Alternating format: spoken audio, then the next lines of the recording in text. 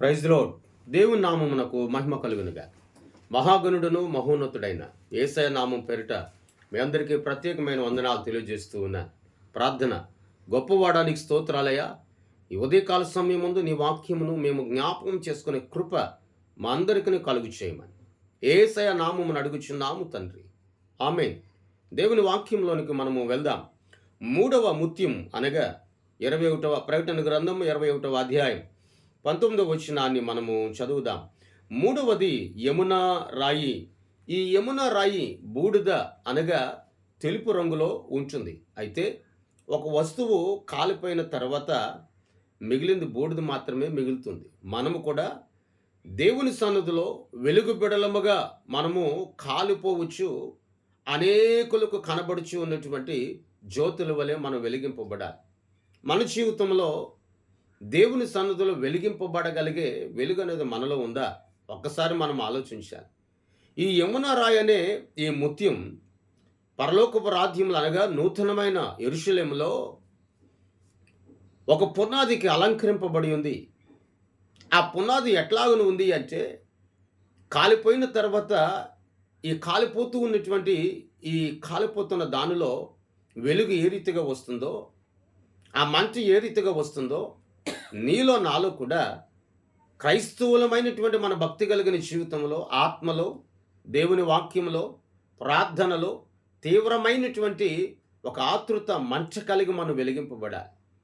నిన్ను చూచి అనేకులు వెలిగింపబడాలి అంటే మొదట నీ జీవితం వెలిగింపబడాలి. నిన్ను చూచి అనేకులు క్రీస్తు యొద్దకు రావాలి అని అంటే మొదట నీ బ్రతుకు మార్చబడాలి. దేవుని సన్నిధిలో, దేవుని మందిరంలో మోకరిల్లి ఆయన నామాన్ని ఆరాధిస్తూ, ఆయన నామాన్ని ఘనపరుస్తూ, ఆయన నామాన్ని హెచ్చించుచూ ఉన్న నీ భక్తి కలిగిన జీవితంలో కూడా మందిరం వరకనే ఈ వెలుగు కాదు, కానీ నీవు జీవించిన కాలం అంతా కూడా ఈ వెలుగు సంబంధమైనటువంటి జీవితము నువ్వు జీవించాలి.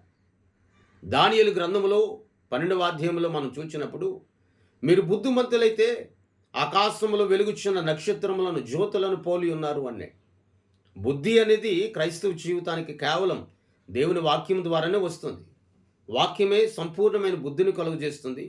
వాక్యమే ప్రతి మనిషి యొక్క స్థితిగతులను మారుస్తుంది.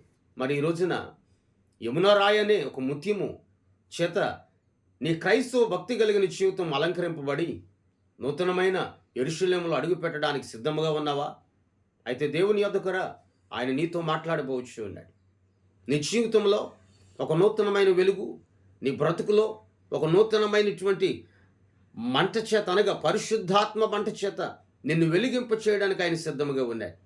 లోకమును, లోకేచ్ఛలను అన్నిటిని కూడా విడిచిపెట్టి నువ్వు క్రీస్తు యొద్దకు వస్తే, క్రీస్తు ప్రభులు వారి సన్నిధిలోనే కాదు, నీవు ఎక్కడైతే ఎవరి మధ్య అయితే జీవిస్తున్నావో, నీ శత్రువుల మధ్య, నిన్ను అవమానపరిచిన వారి మధ్య ఎక్కడైతే నీవు నివాసం చేస్తున్నావో వారి మధ్యలోనే గొప్ప జ్యోతి వలె వెలుగుగా నువ్వు నిలబడగలుగుతావు.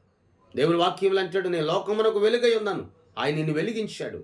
ఆ వెలిగించిన వెలుగు, వెలిగింపబడిన వెలుగు నీ హృదయంలోనే నీవు దాచుకొనక అనేకులకు వెలుగుగా మాదిరికరముగా ఉండడానికి ప్రయత్నించు. ఈ మాటలు నీ జీవితంలో నీరు కట్టి ఫలించునుగాక. ప్రార్థన. నిరంతర స్తోత్రార్హుడా, నీకు వందనాలయ్యా.